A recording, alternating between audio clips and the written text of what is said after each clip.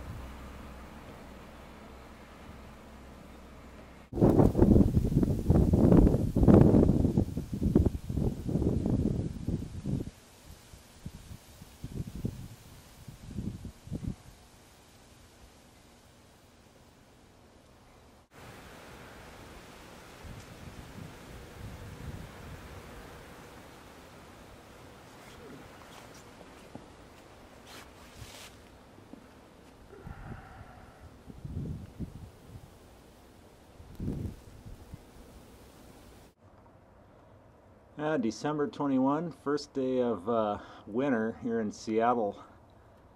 Day 5 of this snowstorm. We probably got a foot here total, just east of Seattle and Redmond.